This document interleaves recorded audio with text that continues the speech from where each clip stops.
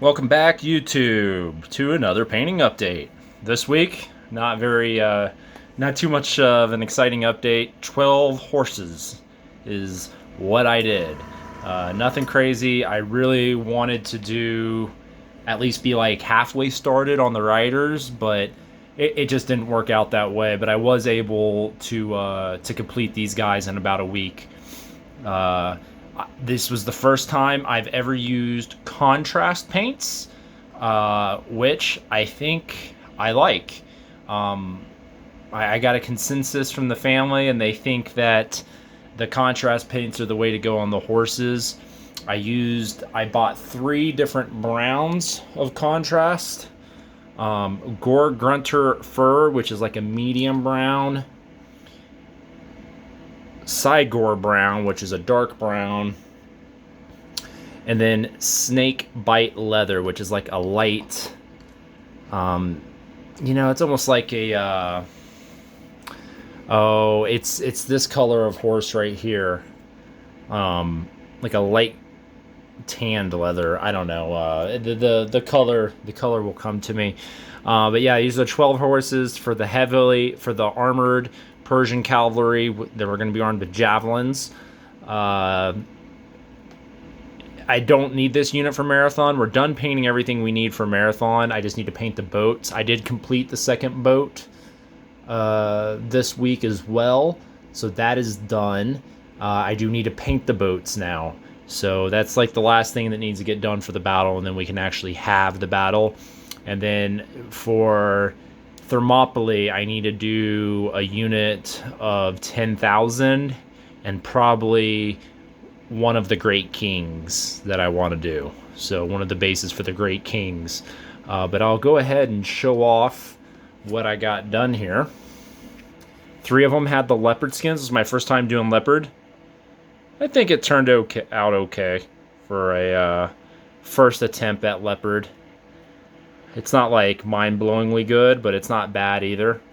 Never done leopard pattern, so decided to give that a whirl. I think this one turned out the best. I got the nice irregular shapes on it, or pattern, whatever you want to say. But yeah, this is the Gore Grunter fur.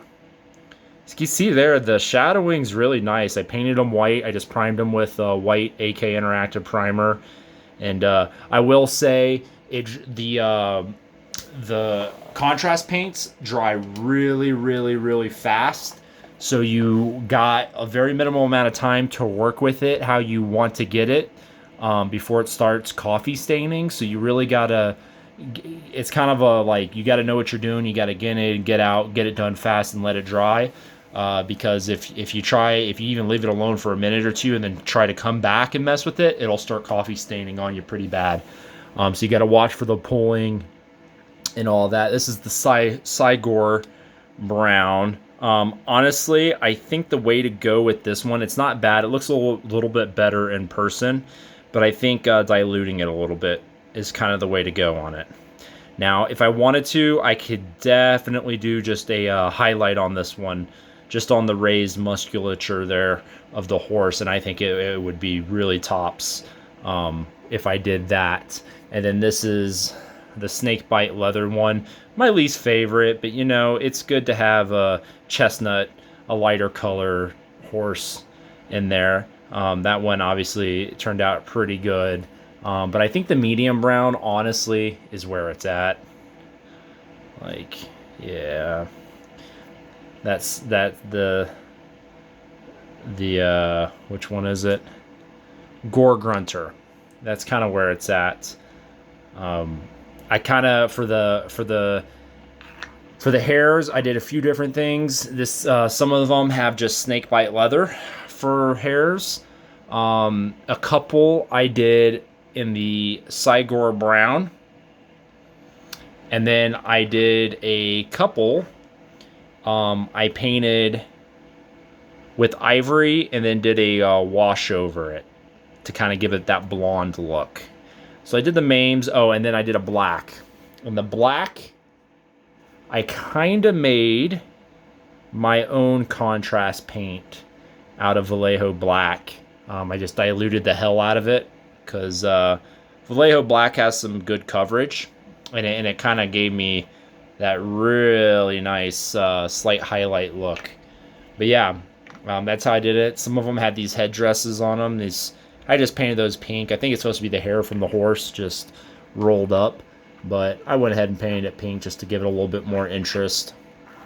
You know, we don't really know how these horses really looked. You know, there's some horse bridles and whatnot, some horse mounting equipment, and in the later period, saddles became common, but not during this period.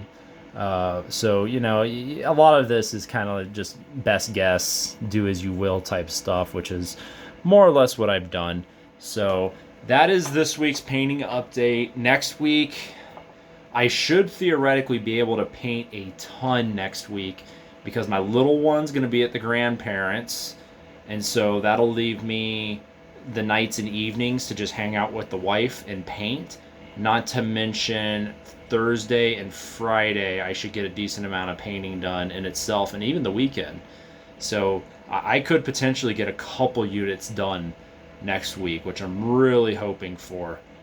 That's really where, I need to paint the boats first. So yeah, next week if I could get the boats painted and a unit done, yeah, I'd be sitting pretty good there. If I could get this cavalry unit done and based, the boats done, and just started on like the 24-man unit of 10,000, then I'll be sitting pretty good, and that will really only leave a few units left for the Achaemenid Persians. I think at that point I'll do some commands. I got a couple units of cavalry I got to do, but then we'll put them down. We'll put them down, and we'll go. We'll deep dive into the Foundry Greeks. I'm really excited for that project because the miniatures are just absolutely amazing, and I'm gonna do them justice. I'm gonna try and go all out on them. The Persians were like a 50% effort army for me, just so I could try and get them done as fast as possible. But with the Greeks, the Foundry Greeks, they're all metal. It's an all metal army from Foundry.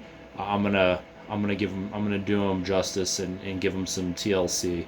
So as always, guys, please comment. I'll answer any questions. And we're close to 500. I got over 400 subscribers now, close to 500. That's pretty cool. Considering my channel isn't really anything special. I keep the production value pretty low, so the fact that there's 500 people who want to watch my content is it's pretty nifty.